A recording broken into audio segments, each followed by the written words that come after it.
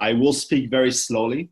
I completely understand that some of you may have some challenges about English. So if you have any questions, we will do some breaks during the presentation, which Maria Alice will speak in Portuguese or answer any questions if you have any questions. So just before I start, first of all, I want to say thank you very much for taking the time to come today and to learn a little bit about something very different, something that is very unique, and something that in the future will definitely be very, very popular. So we all know right now that we are living very strange days. We are going through a worldwide change, and especially in our industry, in the travel industry, people will travel differently. People will decide to go to destinations that maybe have much less people than in the past. People will select different priorities when it comes to decide where they want to spend their vacation with either their partner or their family.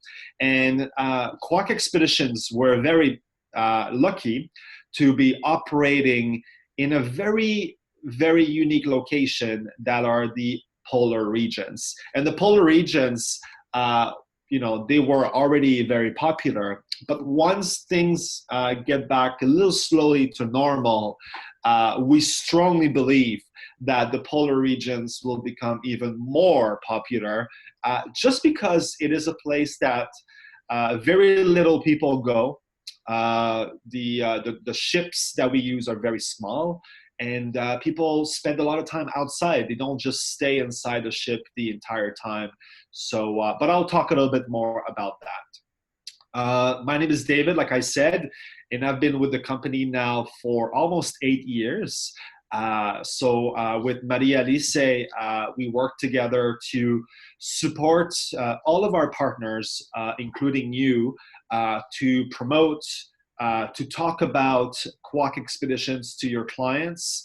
And, we've been doing that for the last 3 years. And right now, Brazil has been definitely a great, successful market for where we've brought more and more passengers from Brazil. Just to give you an example, last Antarctic season, meaning from November to March, so November 2019 to March 2020, we brought roughly about 160 passengers only from Brazil. So 160 Brazilian traveled with us in Antarctica the last 6 months, which is a huge success. And of course, that would have never happened without the help of all of our partners in Brazil. And we want to thank you. And we know that there's even more potential to grow. And today, what I will do is I will talk to you a little bit about the company, a little bit about Antarctica, and I will finish with the Arctic. Okay. So who is Quark Expeditions? Quark Expeditions, we are a polar expedition cruise company. We specialize into something very, very unique, that is cruising or exploring the polar regions. And it's very important to know why people should travel with us. And let me explain to you why. As I just mentioned, Quark Expeditions, we travel exclusively only in the polar regions, only in Antarctica from November to March, and then in the Arctic from May to September. And we've been taking guests on life-changing journeys more than anybody else. So since 1991, we've been doing those trips. So it's been almost 30 years now that we're committed to taking travelers beyond the ordinary outside the predictable and expected. And this is why we call it an expedition. It's not just a cruise where your client will be on the ship and they're gonna have a casino, they're gonna be eating food in 7 different restaurants.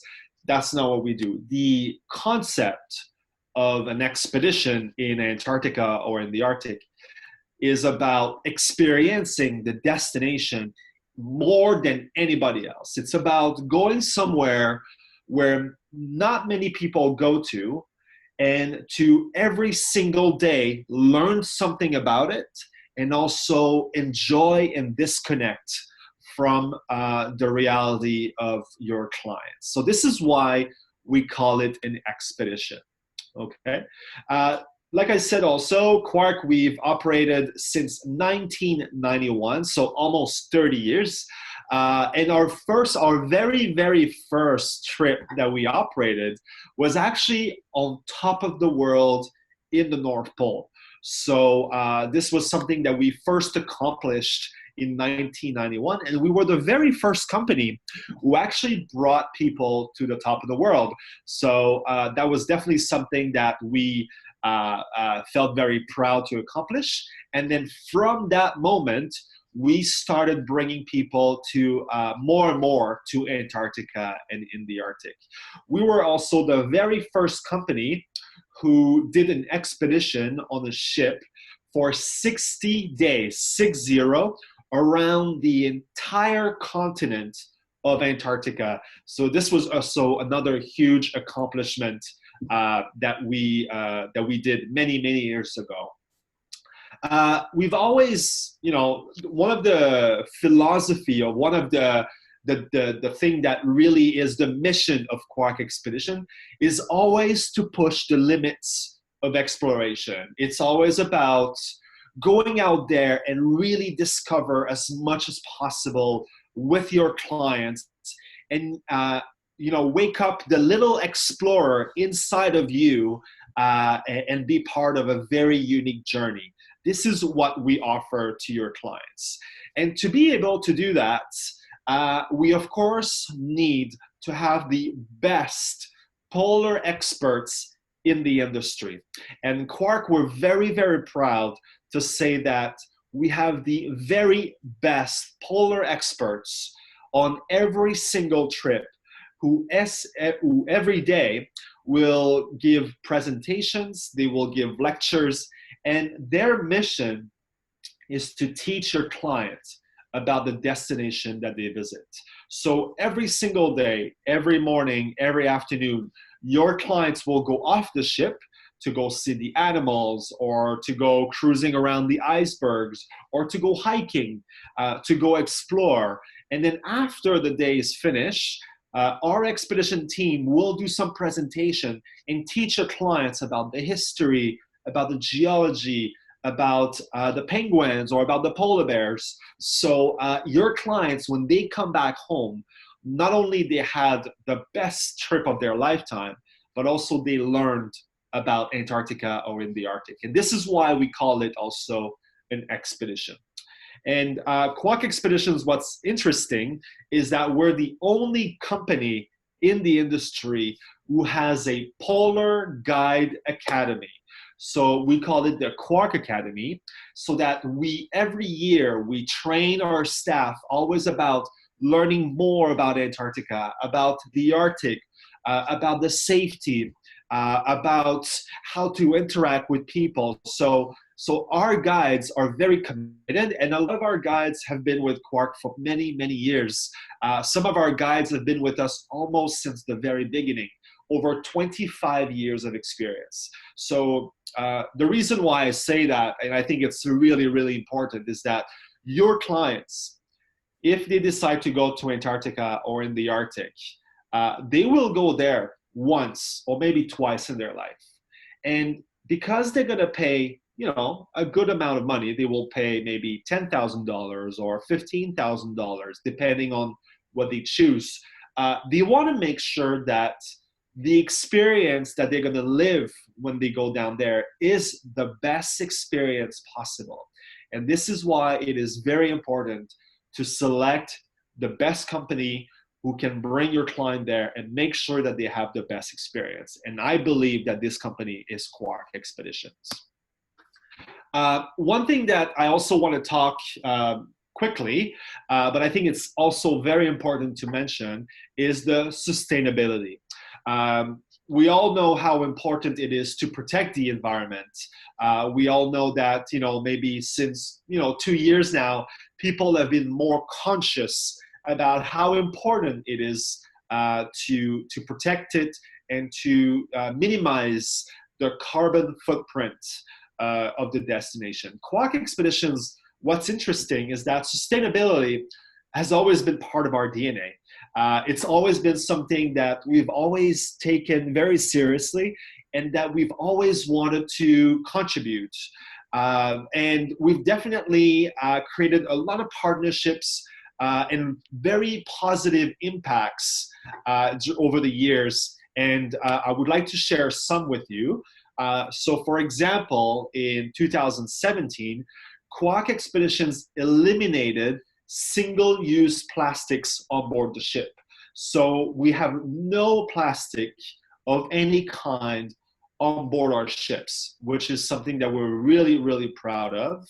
And just to give you a bit of an example of how much plastic we eliminated, that represents 320,000 plastic bottles that we haven't used in one full year. So this is really good, and this shows you that it's a big impact.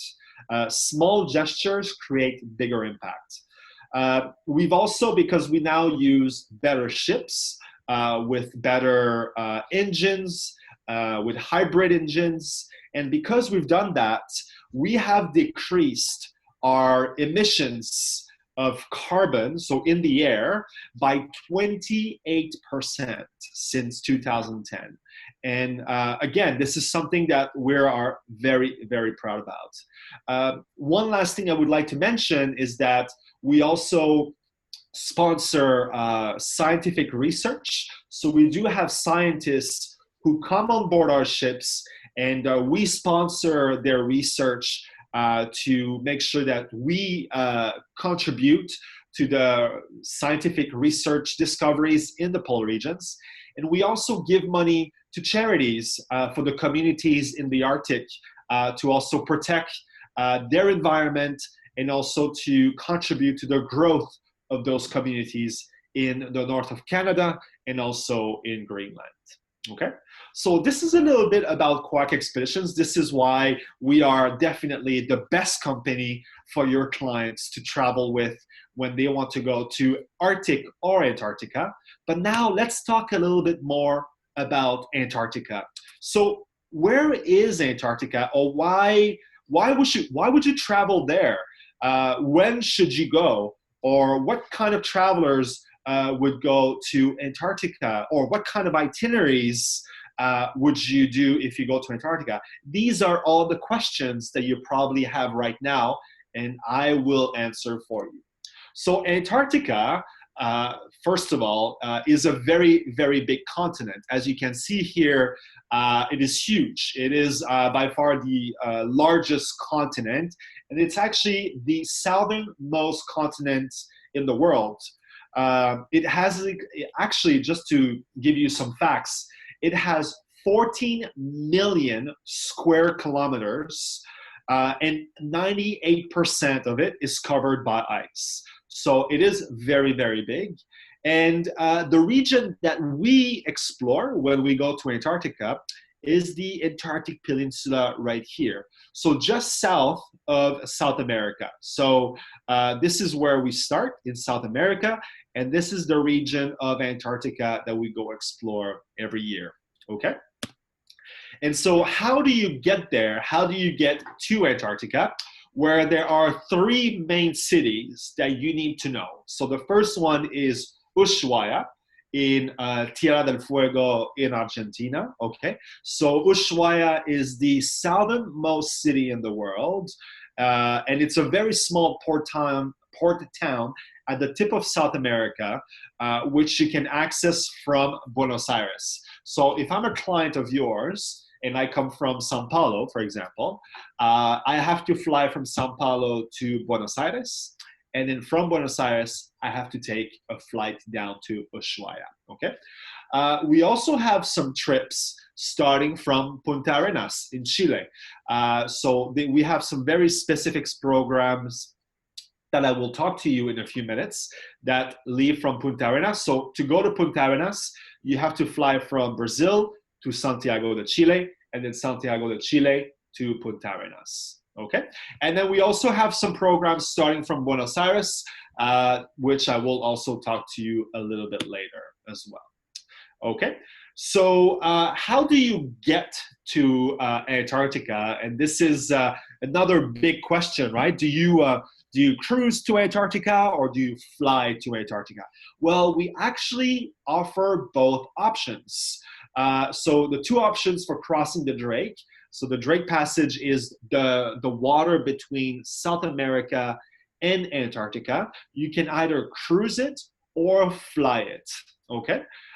For some travelers, sailing the Drake Passage, which actually is, it can be a little bit rough, is a bit scary. So that's why some people would prefer choosing to fly to Antarctica. And once they arrive in Antarctica, they get on the ship and they do their expedition, okay? So this is a good example here of a cruise to Antarctica. So this is a very standard program that we offer. So this would be a 14 days itinerary. So as I said earlier, your clients start from Ushuaia. And one thing that is very important is that every trip that we offer in Antarctica, we always include one night at hotel the day before we embark the ship, always. So when your clients arrive in Ushuaia, we transfer them from the airport to the hotel. And then after they spend one night, the next day they get on the ship and then they cruise from Ushuaia, Argentina, all the way to Antarctica. And this crossing here is about 1.5 days to 2 days, depending on what the weather condition is like. And what happens during those 2 days? Well, we have, like I said, expedition staff members who are polar experts, and they will do some presentations about the history of Antarctica, or they will talk a little bit about the wildlife or the animals that your clients will see to get them excited, right? And then after the 2 days, people arrive in Antarctica and we start exploring. Okay, so this is the crossing part. And then the flying part. So this is the flying I was talking about earlier. So instead of leaving from Ushuaia, people leave from Punta Arenas in Chile. And instead of crossing, which takes about 2 days, we actually fly from Punta Arenas to King George Island. And this is where we get on the ship, we do the expedition, and then we come back to King George Island to fly back to Punta Arenas. The flight is only 2.5 hours, so it is definitely shorter. So if you have clients who wants to go to Antarctica and they don't want to cross the Drake Passage by ship, or they want to do the expedition quicker, this is definitely a great program to offer, okay? Now the next question is, why should somebody go to Antarctica, or what can I see when I go to Antarctica? Well, the Antarctica travel season, first of all, starts from November to March, or end of March. So during those 5 months, there are many, many things that your clients can see. And every single trip is a different trip. A lot of people ask me, David, when is the best time for my client to go to Antarctica? And the answer to that question is there's no better time. Every time is different. So we break it down in 3 segments. So we have the early season, November, December. We have the mid-season in December to February. And then we have the end of the season, which is March, from early March to the end of March, okay? And then I will explain to you the differences. So if I go in November, December, is that a really good time to go? The answer is yes. This is the time that you see Antarctica very, very white, very, very blue. There's a lot of ice everywhere. So it's a really good time for your clients if they are very passionate about photography and they want to take beautiful pictures of landscape with ice and snow. This is a really, really good time to go. The penguins in Antarctica are there all the time. So if you're scared that your clients don't see penguins, don't worry, they're always in Antarctica. And there's many different type of penguins. The ones that you're looking at right now is called the chin strap penguins. But then you have these Adelie penguins right here that you also can see in Antarctica. And what's interesting when you go from December to February, it is a time where you see the little baby penguins when you go to Antarctica. So if your clients are really passionate about the penguins and it's their dreams to go see the animal in its natural habitat, well, if they go from December to February, that's the time of the year that they will see the baby penguins coming out of the eggs and walking around, which is, of course, a very unique moment for everybody. January is also a very good time to see the whales in Antarctica. There are whales all season long in Antarctica, but because there's a little bit less ice on the water, it is actually more noticeable to see whales traveling close to us. So for people who love to see whales, this could be a great opportunity during that time of the year. Finally, we also offer trips from February to April, like I said, and it is also a very good time to go to Antarctica. This is the time that you see the penguin teenagers. So you remember the little baby penguins? Now they become teenagers, so they become bigger. There's lots of whales as well. There's beautiful sunsets and many, many seals as well. So every time you go to Antarctica, you're going to see amazing things, and that's something I can guarantee you. So now the question is, what kind of itinerary or where to go for my trip for my clients? So this is a map of all the different itineraries that we offer in Antarctica. So when you look at this right now, you're probably like, oh my God, where does this start, or how do I do this? This looks a little bit confusing. So let's break it down per itinerary to help you select what is the best program for your client. So like I said earlier, we always leave from Ushuaia when we cruise the Drake Passage to Antarctica. And the most common itinerary that we offer to the Antarctic Peninsula is called the Antarctic Explorer Discovering the Seven Continents.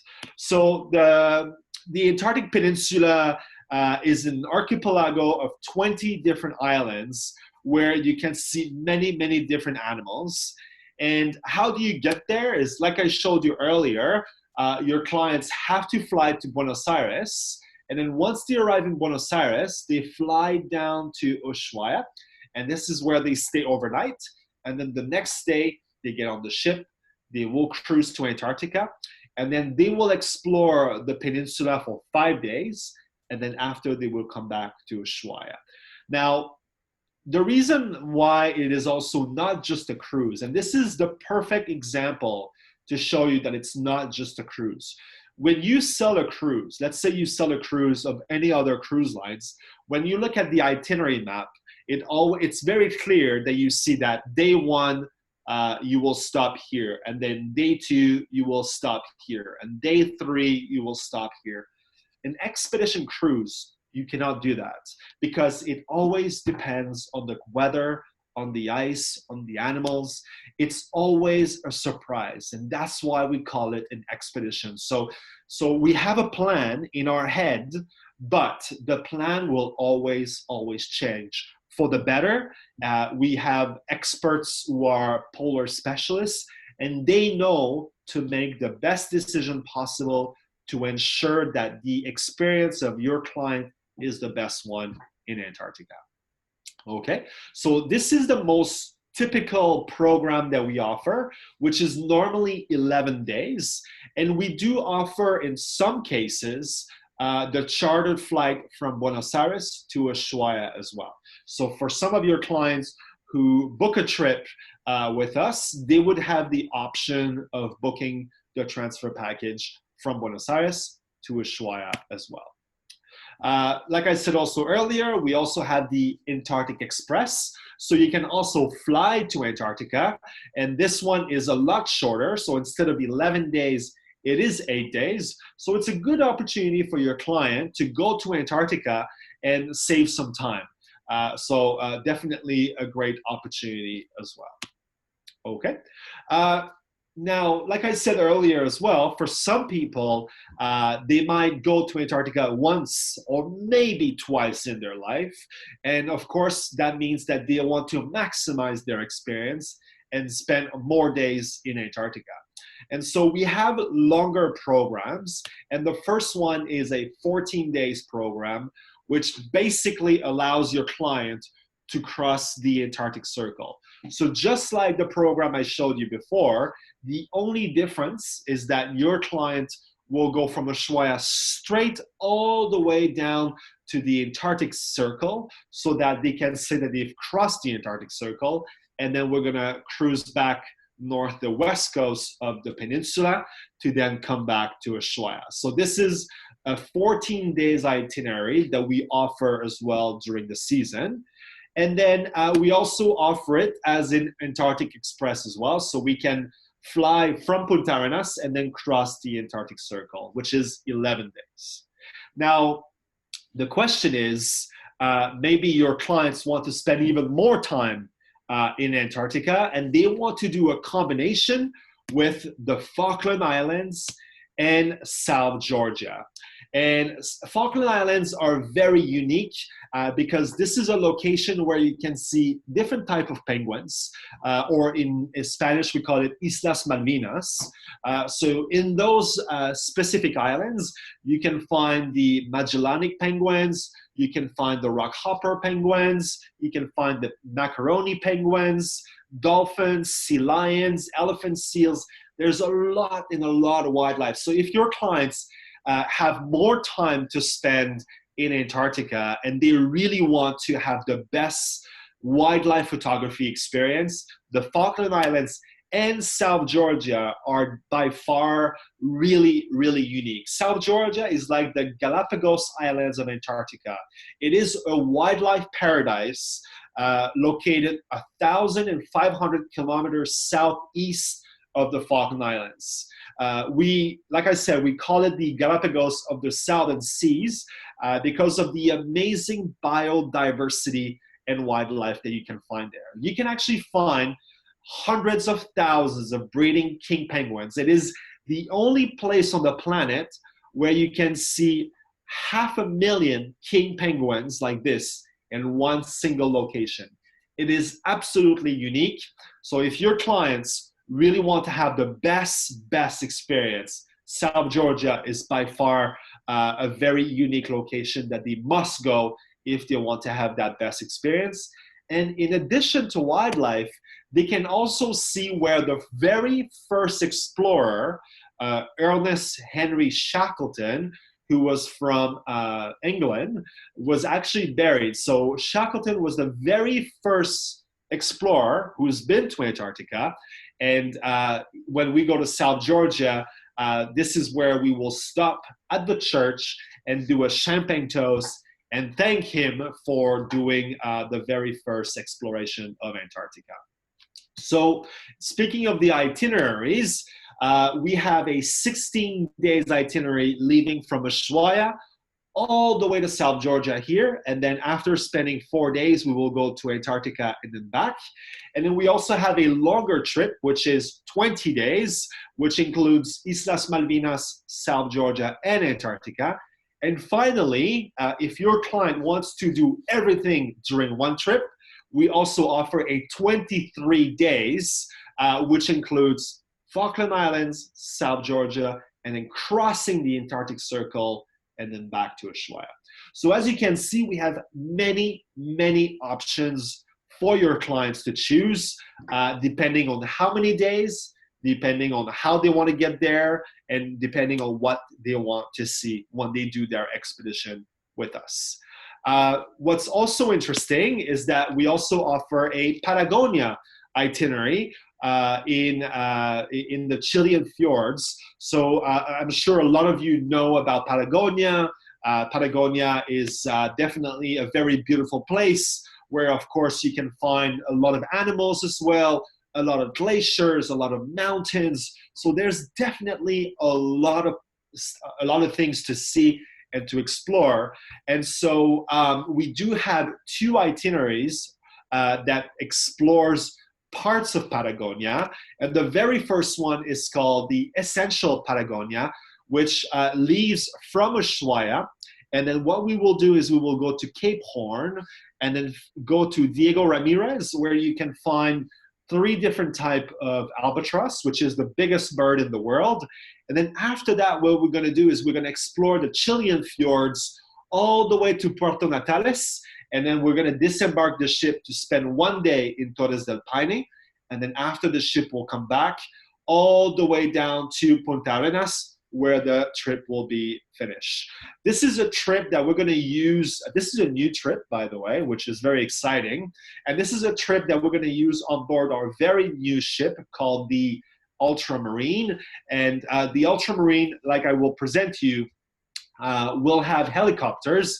And we're going to use the helicopters when we can to go explore these amazing fjords of Chile. Of course, there's many different programs of Patagonia, but exploring the Chilean fjords like this is definitely very unique. And this itinerary is for 15 days. We also have another trip that is combining Antarctica with Diego Ramirez and Cape Horn. So this one is 13 days. And Diego Ramirez, like I said, is one of the very least explored places on the planet, where you can find 3 different type of albatross, and then also Cape Horn, which is the southernmost point of the Tierra del Fuego archipelago. Okay. A couple months ago, we've also launched some very special departures for 2021 and 2022. And the very first one is the Shackleton Celebration expedition. So on January 5th, 2022, it will be the 100th anniversary of the very first expedition in Antarctica, which was done by Shackleton. And so on the 22nd of December 2021 until January 10th, 2022, we're going to do a 20 days expedition from Ushuaia to South Georgia, and then the east side of the Antarctic, and then the west side. And what we're going to do is we're going to relive the expedition of Ernest Shackleton, and we're going to have specialists on board who every single day will teach our passengers about Shackleton, and reliving the expedition. So this is going to be something very unique, and this is a new itinerary for you to sell. And then we also have a solar eclipse expedition. We have 2 itineraries. So in December 2021, there will be the very unique solar eclipse expedition, where people will be able to explore Antarctica and South Georgia, and also see the solar eclipse for those who want to see a solar eclipse in Antarctica. So we have a 20 days departure and a 17 days departure as well. So just to recap all I've been teaching you right now, because this is also a lot of information, very important questions to consider when you have a client who wants to go to Antarctica is, how long do they want to go? Do they want to cross the Drake Passage, or do they want to fly the Drake Passage?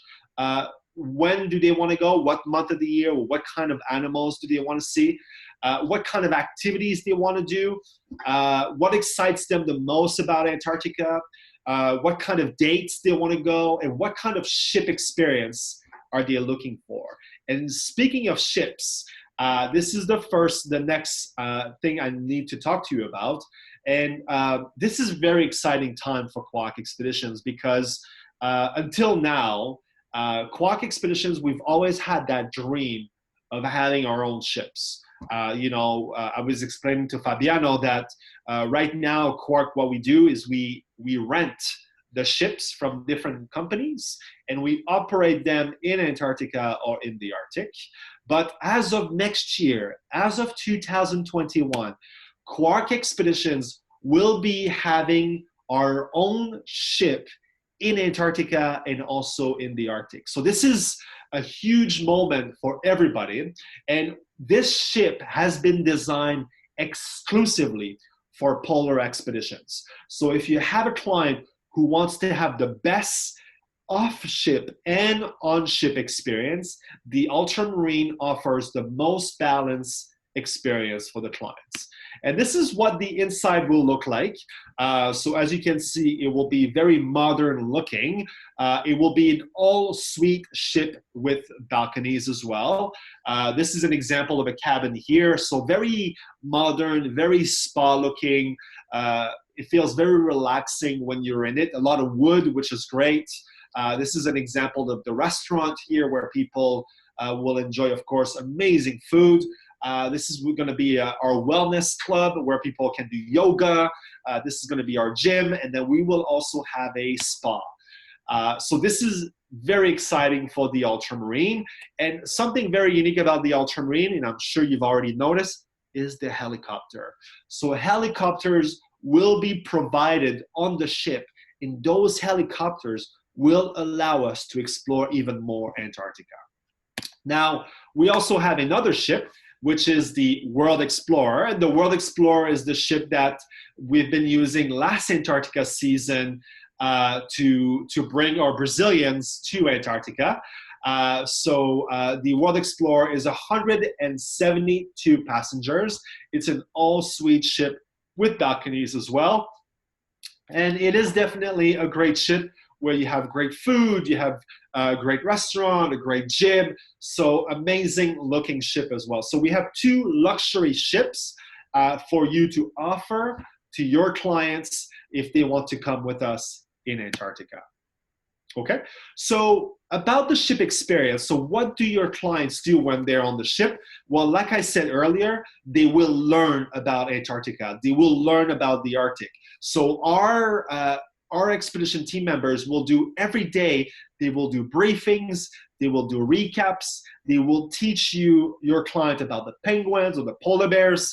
And not just that, but also when our guides are on the ship and we're cruising and your passengers see something far, they're always with your clients, making sure that they know everything that they need to know.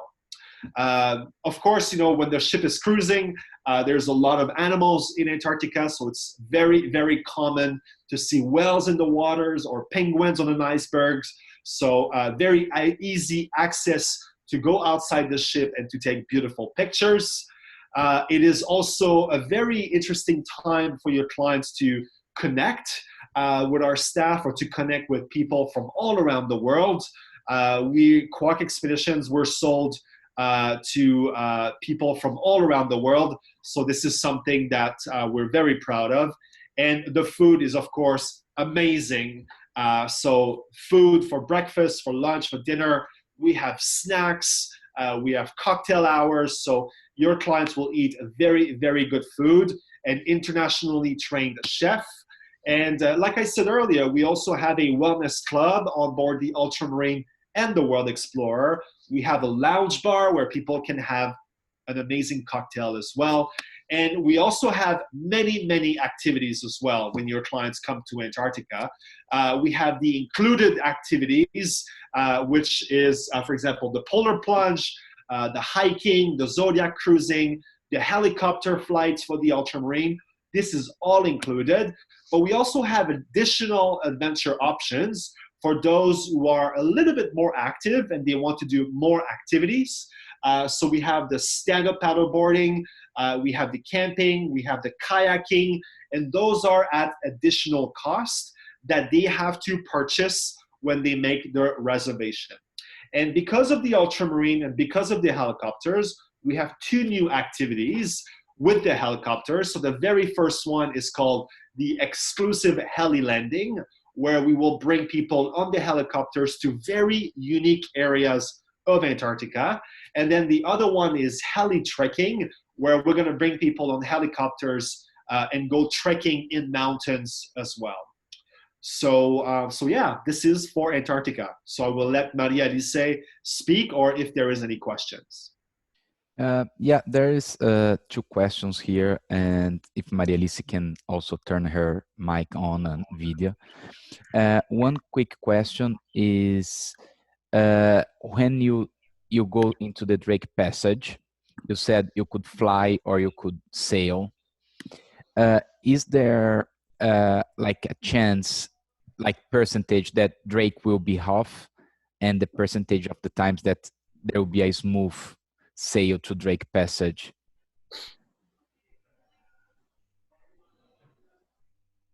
Do you want to answer, Maria Alice, or? Actually, can I answer? Okay, can I? Yeah, of course. Yeah, it's you. Então, gente, essa pergunta é algo que muitos falam e muitos têm essa dúvida. Não existe porcentagem e não existe épocas do ano que você pode realmente encontrar o Drake mais calmo ou mais agitado. É natureza e realmente não existe probabilidade. Tá, então é sorte. É sorte. Normalmente, a ida, ela é bem mais tranquila do que a volta. Eu posso falar por mim, a minha experiência, eu fui em novembro na primeira saída, bem no comecinho da temporada, na verdade, a primeira saída para a Antártica, na primeira semana. E na ida, estava tudo muito calmo. E a volta, a gente teve ondas maiores, mas é muito importante dizer que os barcos, eles estão prontos com tecnologia e tem estabilizador. Então, você não é que você vê ondas gigantescas assim do seu lado e passa... Não, é uma coisa que super controlável. O que é importante, quem enjoa, é comer gengibre. O David que deu essa dica pra gente. Então, sempre no buffet vai ter gengibre. Tinha muito americano com as não é tornozeleiras, aquelas pulseiras de com as pulseiras, exato, de ímã. Eu tomei um remedinho de enjoo na volta. E, bom, remédio de enjoo para quem realmente enjoa, é sempre bom levar. Eles têm médico a bordo, o médico está sempre presente, então, se precisar de algo, ou de um medicamento para enjoo, ou uma necessidade maior, a gente sempre vai ter um médico a bordo e sempre tem uma sala de primeiros socorros. Ok. Is there any possibility for the ship to get stuck in Antarctica and not come back? No. I will let Maria Alice answer that question. The short answer is no. But it's a no. Okay, let's go for the next one. And normally, which type of food is offered? Like breakfast is always a la carte, or there's buffet or a la carte? How is it? And that's probably important also now with the COVID coming, how the food is. Yeah, I will answer that if you don't mind, Maria Alice. Yes, now with COVID-19, things will change. So before COVID-19, for breakfast and lunch, it was buffet, and then dinner is a la carte.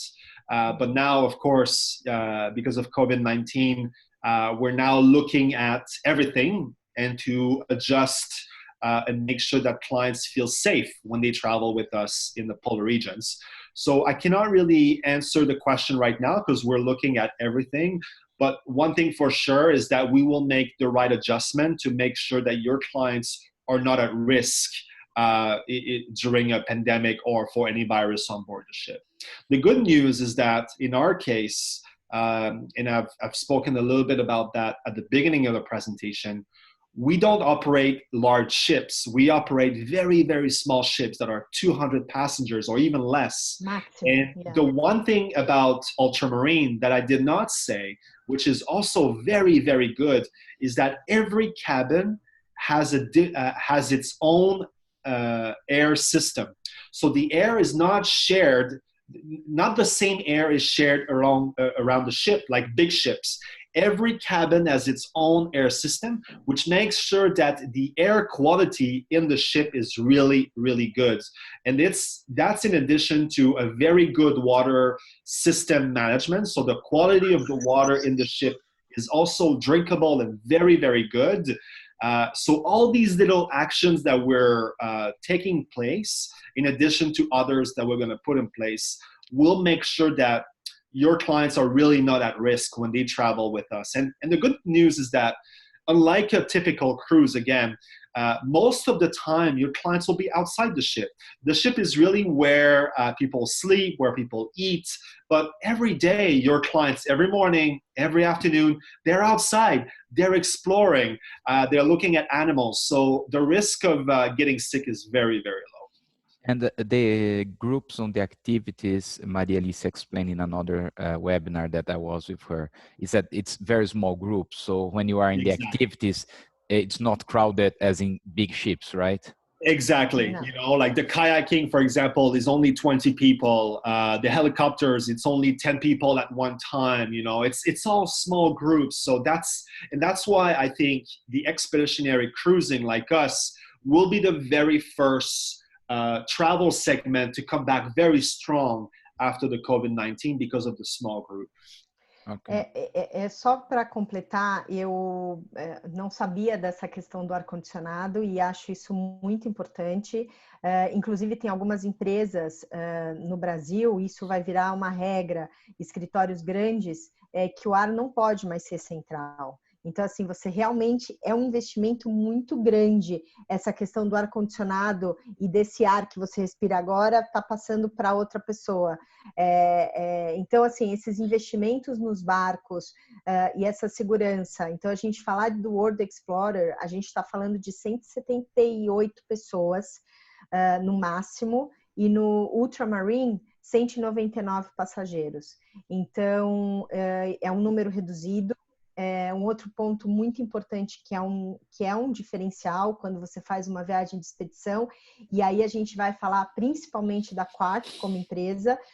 Além de você sair de manhã e de tarde, a gente fica mais ou menos 2 a 3 horas pela manhã e 2 a 3 horas pela tarde lá fora. Então, assim, vão ter grupos que vão estar no caiaque, vão ter grupos que vão estar em terra, caminhando. E esses grupos por guia são 10 pessoas no Zodiac. O Zodiac é aquele barco que a gente sai. E aí é onde eu gostaria de destacar. Porque quem já fez uma viagem com a Quark é impressionante como é dinâmico e como é a operação para colocar todos esses zodiacs em água, todos os caiaques, todos esses brinquedos, né? Que a gente é brinquedo de adulto, que a gente está na água para começar a tirar as pessoas do barco, as pessoas saírem, é muito rápido. Então, assim, não existe uma empresa que faça isso com tamanha eficiência nesses ambientes onde a Quark decidiu se tornar expert, que são os polos. Então, a preocupação de que, será que eu vou sair nessa manhã? Será que eu vou conseguir ver esse pedacinho aí na Antártica que eu estava louca para conhecer? Vai, todo mundo desce do barco. E é muito dinâmico e é muito rápido. Outra coisa muito importante, ressaltar, o brasileiro fala, mas vai estar muito frio. Então, Antártica, gente, essa temporada, infelizmente, chegou a ter 15 graus. Uma loucura. Não sei se vocês viram no jornal. Quando eu fui, a sensação térmica média era de 5 graus, então era muito boa. E a jaqueta, essa parca amarela que vocês viram nas fotos, você ganha de presente, você recebe, você leva de volta para casa. Então, e a bota que você desce do barco, também essa é emprestada, mas a Quark oferece essa bota. E antes de descer, ela é higienizada e depois que volta da Antártica para o barco, da terra, né? Para o barco, ela também é higienizada para não levar nada e não trazer nada para dentro do barco. Isso também é um outro ponto bem importante. E dentro do barco, com roupas mais descontraídas, a temperatura no barco média é de 23 graus, então é uma temperatura muito confortável. Okay. There's one last question, and I think you answered already. It's that how long does the Drake Passage lasts, which is 2 days of each way, right? Yeah, actually, there's something I did not mention as well, and I think it's really, really worth mentioning. For the Drake Passage cruise, it takes about 1.5 days to 2 days to cruise for most of the ship. But again, the Ultramarine, what's amazing about that ship, it's a very, very fast ship. And actually, our operational team told us recently that the ship will be able to cruise the Drake in less than a day, which is absolutely incredible. And we will be the only company being able to cruise the Drake Passage so quickly and even more stable because of the stabilizers. So if your clients are afraid to cross the Drake Passage, well, with the Ultramarine, not only we will be more stable, but we will actually cruise it faster as well. We will be the fastest. E durante o Drake, nossa, essa informação amei, também é novidade para mim, muito bom, maravilhoso. E durante a passagem é importante dizer que você tem pista de corrida no barco, viu, Fabiano? Você pode treinar.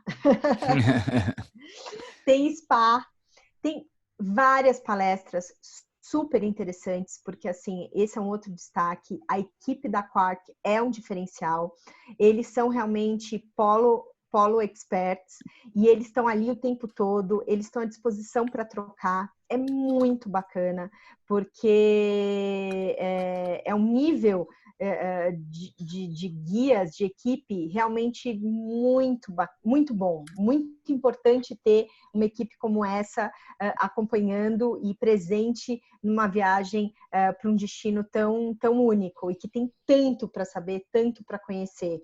Então, nessa passagem do Drake, principalmente na ida, é muito importante essas palestras, porque meio que te prepara para chegar no continente antártico. Então, você já chega lá com conhecimento, né? Fala, olha, Shackleton, os pinguins, as baleias. Então, também é importante. Eu sei que muitas pessoas, e a gente vendeu muito nessa temporada Fly the Drake, a gente vendeu bastante, mas eu achei... Para mim foi muito bom, e eu estava sozinha, tá, gente? Sozinha no barco, não fui com nenhum acompanhante nessa viagem. Foi muito importante ter esse preparo para chegar na Antártica e receber todo esse conhecimento e todo esse conteúdo dos guias, desses experts. Ok. Eu acho que agora as perguntas acabaram. I think the questions are over. You're still talking a little bit about the Arctic, correct, David? Yeah, if people still have time, I can still, I know we talk a lot and I know it's been already 1 hour. So if people still have time, I can talk all day if you want. But I can talk a little bit about the Arctic. And after, if you want, I can show you where to find the prices on our website, because I see that there are some questions about the pricing. Yes. But let me show and David, yeah. I would like to share, because we did a search, porque no site vocês vão ver todas as saídas, e a gente tomou a liberdade de fazer uma curadoria das saídas que a gente acredita que o brasileiro mais vai gostar, e já calculamos o preço com desconto. E a gente manda esse e-mail para você, Fabiano, tá bom? Tá, e eu apresento para vocês também o link de todo mundo, para você ter o contato de quem participou, e aí a gente já vai encaminhando para todos e a gente Perfeito. tem isso. Perfeito. Okay. So David, we will change the way we'll send by email all the prices later. Perfect. That's even better. Even better. So let me talk a little bit about the Arctic, because the Arctic is also a very, very amazing place to visit. I had the opportunity to go to the Arctic 5 times since I've been working with Quark Expeditions. So, and every time it's been absolutely incredible. And not many people still today know a lot about the Arctic. You know, the Arctic is a very interesting place because it's very big. You know, Antarctica, it's very easy to understand because it's a continent. But the Arctic is not a continent. The Arctic is a region. Inside, you have different destinations that you can visit depending on what you want to see. And what I will show you right now is the key differences of the Arctic. So the Arctic, what's very so this is the Arctic right here. So you have the full region. And when I talk about the Arctic, I talked about everything that is above the Arctic Circle. So you have the Arctic Circle, and everything that is north of the Arctic Circle is where we go. And one of the very first destination that we go in the Arctic is called Spitsbergen. And this is a place where we go see a lot of Arctic wildlife, including, of course, the polar bear that a lot of people know very much. But there's also tons of other animals that can be seen there. We also go to the Canadian Arctic, and the Canadian Arctic still today is still very unexplored. There's a lot to be seen in the Canadian Arctic. Even me as a Canadian, when I went the 2 times, I was shocked by how much animals or how many communities or about the culture of the north of Canada, how amazing it was. And we go also to Greenland, which is my favorite place, or one of my favorite places on Earth, where we go as well to visit the communities or the very, very beautiful scenery. And we also go to the Russian Arctic, where we go explore very, very remote locations, going to see wildlife, going to explore the history of exploration of the Russian Arctic, and we also go to the North Pole. So when is the best time to go to the Arctic? Well, we always go to the Arctic from May to August, or to September, should I say, right? So Spitsbergen, we typically go in May and August. The Canadian Arctic, we always go in August, September. Greenland is July, October, and then Russia is June to August. So those are the time of the year that we go to those places. And the reason why we go during that time is primarily because it is not very cold. This is the time of the year where you see all the animals, and it is the best time to go explore the Arctic region. So where to go, or let me tell you a little bit more about the different destinations. So Spitsbergen is a place where people can see the polar bears. It is kind of the wildlife capital of the Arctic. So if you have clients who dreams to see polar bears and want to see many, many, many polar bears, Spitsbergen is the place to go. So we definitely have some really great programs there. Like I said, the Canadian Arctic is also an amazing place to visit. It is a place where you can see great landscape and very different type of landscape as well, depending on where you go. There's definitely lots of wildlife as well, including polar bears. And it is also a place where you can discover the Inuit community and cultures by stopping in some communities, which we do during the program. Greenland, for me, is the Patagonia of the North. It is where we find majestic landscapes, culture, and communications. It's absolutely very, very stunning. The Russian Arctic is also a place where very little people have still been today. It is very unexplored, so a great place to go see some historical sites and wildlife as well. And finally, but not the least, if your client want to be part of a very unique expedition, the most unique one that they ever want to be, the North Pole expedition, to be on top of the world, on the most powerful icebreaker on the planet, Quark Expeditions is the company who is offering that for your clients. So Spitsbergen, what kind of programs do we offer? Like I said, it is the place where people can find polar bears, but it's not just about polar bears. It's also about other type of wildlife as well. There's many different type of birds that can be seen in Spitsbergen. So we always have a bird specialist on board who will teach our passengers, your clients, about the different type of birds. Of course, we're always on the lookout for polar bears, and there's also a lot of walrus or a lot of reindeers as well. It's a place where you can find many different type of animals. So what do you do when you're in Spitsbergen? And what's amazing about Spitsbergen is that it's 24-hour daylight when we go there. So we can spend even more time outside the ship, either on the Zodiac or going on land to go for walks or to visit some historical sites. So it is really a great place to explore. And because it's 24-hour daylight, we always have enough time to go explore outside. And it is actually the destination where we spend the most time outside the ship. Like I said earlier, the best time to go explore Spitsbergen is from May to July. And what are the type of itineraries that we offer? Well, we offer 4 different type of itineraries. We offer the Spitsbergen Highlights, which is a 7 days program. Starting from Oslo in Norway, we have a chartered flight going to Longyearbyen, and this is where your clients embark the ship, and then they will explore for 5 days a little part of Spitsbergen, and then come back to Longyearbyen to fly back to Oslo. We also have longer itineraries of 10 days, of 11 days, or even of 14 days. And of course, the more time you spend in Svalbard, the more animals you will see. So it is absolutely an incredible place. I have been to Spitsbergen. Ligia, who works with Maria Alice, has also been in Spitsbergen. So if you have any questions, I know Ligia can definitely help you with that. We also have a Spitsbergen photography program, which is focusing more on the photography side expedition, which is a 14 days expedition as well. So about the Canadian Arctic, we have 4 different programs of itineraries in the Canadian Arctic.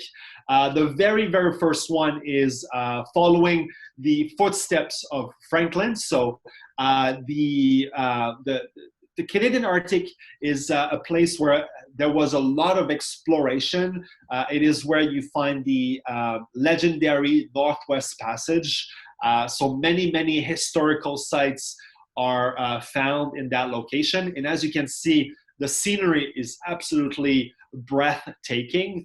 But like I said earlier, it is also a place where you can find the largest diversity of wildlife. You can find the polar bears, you can find whales, you can find the belugas, you can see the narwhals, walrus, muskox. So there's many things of wildlife that you can find in the Canadian Arctic.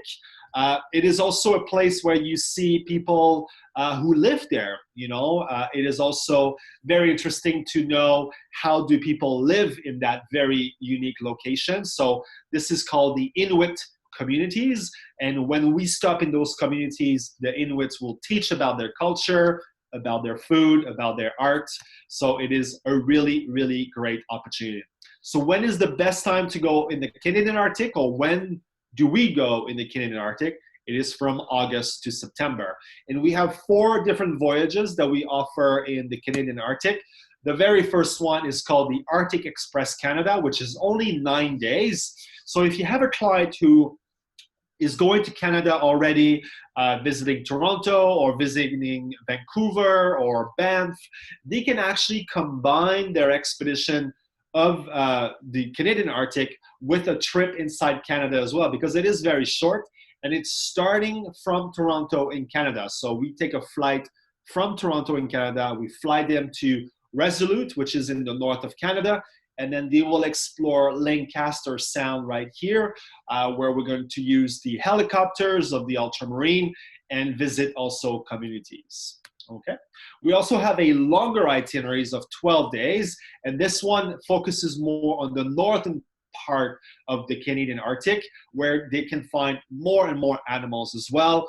It is also a place where not much has been explored, so it's a very good expedition to be part of, which is 12 days. We also have a longer one of 15 days. And this one is actually combining the Canadian Arctic and also West Greenland, where you can find many communities, beautiful glaciers, including the largest glacier in the Northern Hemisphere, located just right next to Ilulissat.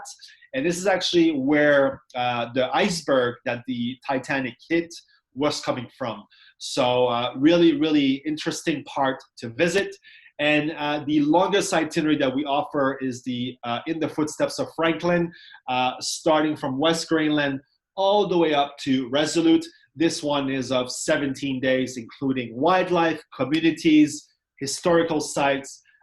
Really, really amazing. So the Canadian Arctic, if you have clients who are looking for a lot of diversity, a lot of different animals, they want to see culture, definitely these itineraries are absolutely amazing. Then we have Greenland, which is, like I said, one of my favorite places on Earth. And it is a place where you find the most majestic landscape and culture areas in the Northern Hemisphere. When we operate our trips in Greenland or in the north part of Canada, we always use local guides as well on our ships to be able to provide the best experience possible for our passengers and to be able to transmit as much knowledge as possible of their culture to them. So it is absolutely a great opportunity for passengers to learn more about Greenlandic culture. But of course, there are many, many other things to see. The landscape, like I said, is very, very beautiful. Lots of mountains, lots of tundra, beautiful vegetation, lots of wildlife as well, including the muskox that you're looking at right now, lots of whales. And in September, when we go to Greenland, you can also see the Northern Lights. So when is the best time to go to Greenland? Well, July to October is the best time to go. And what's really, really interesting in 2021 is that we have a new Greenland adventure program for people who are a little bit more active and they want to explore Greenland in a very different way. So during that program, what we're going to do is we're going to do many different type of activities, including kayaking, exploring, the culture of Greenland. And so what we're going to do is with the ultramarine, every single day, we're going to do different activities. So like I said earlier, for all the passengers on the ultramarine, we are including helicopters flights. So this is part of the included activity. But we're also including glacier trekking. We're including hiking. We're offering mountain biking, alpine kayaking. We're also offering a Greenland base camp program. So many, many different activities will be offered during that week. Some of them are at additional cost, like mountain biking, the Greenland base camp, and the alpine kayaking. But this glacier hiking and the hiking, this is all included, okay? So this is starting from Iceland. So your clients have to fly from Brazil to Iceland, and then they stay one night in Iceland, and then the next day we fly them from Reykjavik in Iceland to South Greenland, and then for 6 days we're going to explore the south part of Greenland, and then we're going to fly them back to Iceland. This is a great thing that it starts from Iceland because it's a great opportunity for your clients to combine an Iceland and Greenland trip together, which is a really, really good combination. We also have a 15 days itinerary in Greenland as well, which explore the southern part and the western part of Greenland. So really, really great to visit as well. And then finally, but not the least, we also do the Russian Arctic. And like I said, the Russian Arctic is a place on Earth where not many people still have been. So we're going to be exploring Severnaya Zemlya and Novaya Zemlya. And in those places, we're going to see iconic wildlife, just like polar bears and polar historical sites as well. Okay, so the best time to go is July and August. And, you know, what can you see when you go there? You also see beautiful glaciers as well. So we did actually a trip last summer with Russian guides to learn more about the Russian Arctic so that we're ready to operate our expedition in the Russian Arctic for 2021. So we have two voyages. So we have one of 16 days going from Helsinki to Murmansk. And then in Murmansk, this is where we get on the ship. And then we have one of 22 days as well, where people explore even more the Russian Arctic. Okay. The last trip I want to talk about is the North Pole. So the North Pole is, of course, the most unique expedition that we offer for Antarctica, so for the Arctic. And it was also the very first expedition that we offer as well in 1991. So this is an opportunity for your clients to say that they stand on top of the world and that they also traveled on the most powerful icebreaker on the planet. But while they are traveling from Russia to the North Pole, there's also an opportunity for them to see some polar bears, to feel the ice breaking under the ship. There's also many opportunities for clients to learn about the history of exploration of the North Pole. There will be many, many presentations given by the Polar Expedition team. We will also use the helicopters on the ship to fly around the ship and show the icebreaker in action for all of the passengers. So we operate these trips in June every year, June and July.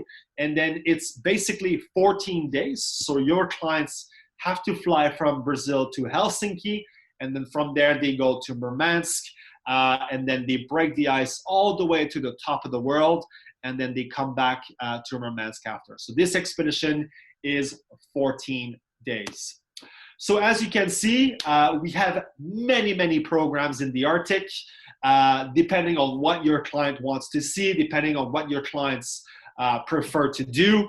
But essentially, we have many different type of itineraries that your clients can choose from and really have the best experience possible to explore the Arctic, which I'm really, really passionate about. Okay, thank you. Thank you very much, David. I didn't see any questions on this last segment of the presentation, which is very interesting because it was very, very clear, I think, the presentation here. And it made it easy. One thing that I noticed is that when you go to the North Pole, it's a completely different ship, right? Yes, it is a very complete, very, very different ship. So this ship right here, like I said, it's a Russian icebreaker that we rent for 2 trips. This ship actually belongs to the Russian government. So it is it's the most powerful and real icebreaker on the planet. So the experience of traveling on such unique ship is very, very unique. In addition, of course, to go on top of the world. Okay, I will throw a poll here just while... Desculpa interromper, só para terminar sobre o Polo Norte, é importante reforçar para as pessoas que é uma viagem cara, uma viagem realmente muito cara para ir para o Polo Norte. E o navio é um navio que não é o conforto do World Explorer nem do Ultramarine. É um navio que realmente quebra gelo. Icebreaker, esses vão quebrar o gelo. Então, é sempre importante alinhar a questão da expectativa com os clientes quando a gente vem de uma viagem como essa. E aí, por isso que a gente está aqui para tirar todas as dúvidas depois, tendo interesse para falar mais sobre o Polo Norte, tá? Tá. Gente, eu vou colocar uma enquete aqui enquanto eu faço o resto das pesquisas, tá? Se vocês puderem ir preenchendo. David, there's a question about the Arctic Sea, how it is, if it's like shaky as the Drake, or if it's better, how it is. Yeah, that's a very good question. If we look at the map here, so when we go to Spitsbergen, we only cruise around the island of Spitsbergen or within Svalbard. So the water is pretty calm. We don't cruise around open water navigation. Same thing about in Greenland here. We're always along the coast of Greenland. So the water are fairly calm. Where it can move a little bit is when we cruise on open water. So when we're on open water like this or like this, it can move a little bit because it's open water navigation, you know, so it's totally normal, but it won't be as rough as the Drake Passage. The Drake Passage is unique because it's one of the roughest sea in the world. But the other water, you know, I've been to the Arctic, like I said, 5 times, and I've never experienced very, very rough water, so it should be okay. There is another question here. How many passengers should take the trip as it starts? I think it's a scheduled departure. You are going to depart anyway, correct? Yes. So all of our departures are guaranteed and scheduled departures. So we don't really have a minimum, to be honest with you. And in the last 30 years of Quark, we've never canceled the trip because we didn't have enough passengers. So they're all guaranteed. And we are talking about the maximum passengers. It always runs on full capacity because Brazilians are last minute bookers. That's the question that I'm asking. Is it easy to get rooms like when it gets back to normal, like 3-4 months in advance, or does it need to be booked like far away?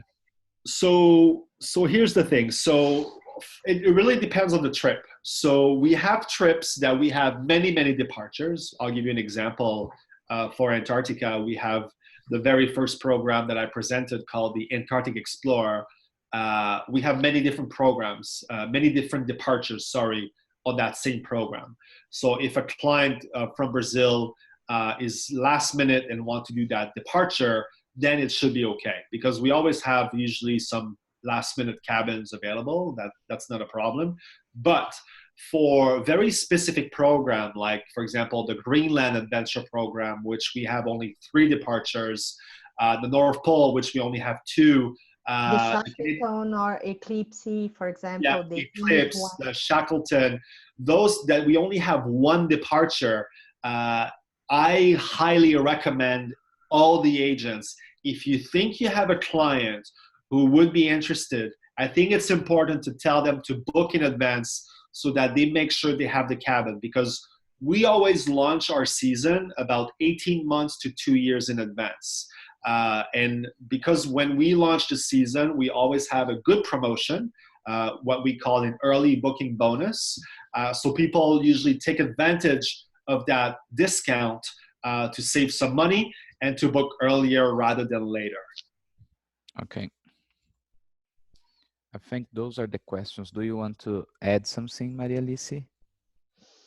Eu acho que o Ártico, para mim, sempre foi um desafio no início, porque a Antártica, além de eu ter ido, é um continente, né? Você tem rotas que vão para a Península da Antártica, ou para South Georgia, ou Malvinas, mas a gente basicamente tem aquelas rotas, né? Que não variam tanto. E o Ártico, na primeira apresentação, que eu quero só deixar assim, não fiquem, nossa, é muita coisa. Eu acho que a gente tem que se focar principalmente nas rotas de Svalbard, que são as rotas em junho, onde a gente vai com foco em urso polar, né? A rota de Greenland, que é essa que o David fala muito e que ele falou que é uma das preferidas dele, que é onde a gente vai ver os maiores fiordes do mundo, e a gente vai estar em lugares extremamente remotos, e sim, tem possibilidade de ver animais, mas não é como em Svalbard.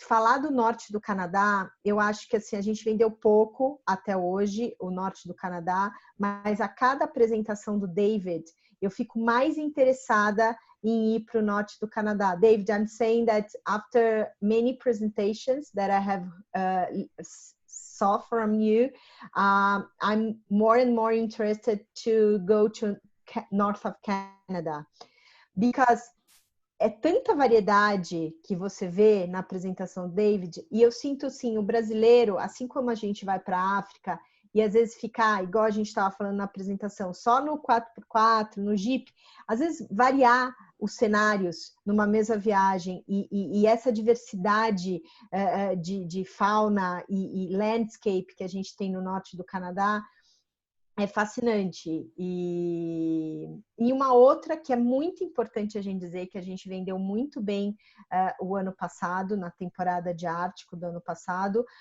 foi de Islândia, para ver a aurora boreal, Northern Light, que é em setembro a saída de Northern Light. Essa também é uma saída que eu recomendo não ser last minute, comprar com antecipação, porque geralmente o David só nos dá 2 saídas. It's his fault. He just gives to us 2 departures to see the Northern Light, usually.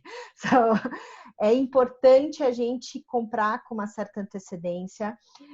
Todo mundo que foi ficou apaixonado e viu a aurora boreal, porque as pessoas pensam que muitas vezes elas vão só em janeiro ver a aurora boreal, né, Fabiano, na Islândia. E aqui, a gente, em setembro, na Noruega, a gente vê a aurora boreal. Então, eu recomendo muito essa saída também. E, óbvio, aos poucos a gente vai conversando. A Lígia teve a oportunidade de ir, então ela também sabe bastante de Ártico. E a gente está muito à disposição de vocês. Não pensem que vai ser depois apenas desse treinamento que dá para memorizar tudo isso. Não dá, não dá.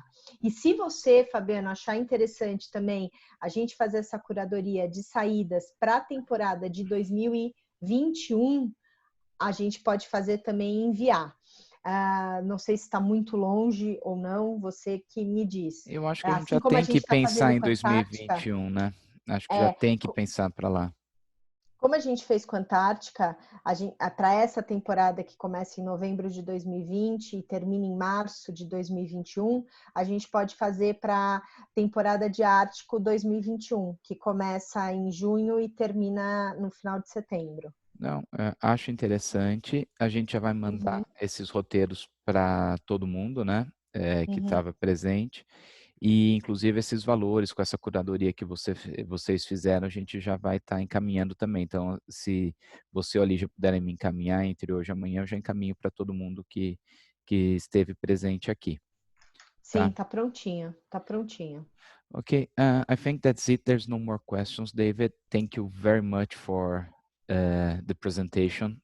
My pleasure. No, thank you very much to you and for organizing this.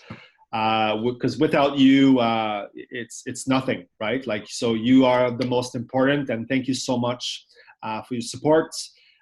Stay safe, stay healthy. That's the most important thing.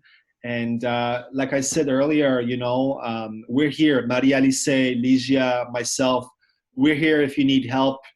If you have clients that you can think about who would be interested, Ligia and Maria Alice have the dates, they have the rates, they can send that to you by email as well. So let's work together and let's make sure that your clients have the opportunity to live this kind of experiences because, like I said, they're unique, they're amazing, and they're very addictive. You know, I started doing that 8 years ago, and every time I go, I want to go back. Yeah. No, that's good. It's very, and I think it's a very unique, as you said, it's a once in a lifetime experience. Yeah. So they should take like like a more complete trip, in my opinion, because at least they can experience it a little bit more. Yeah. Good. Okay. All right. Thank you very much Thank for you. everyone. Muito obrigada. Obrigado. Bye bye. Bye bye. Tchau, obrigada.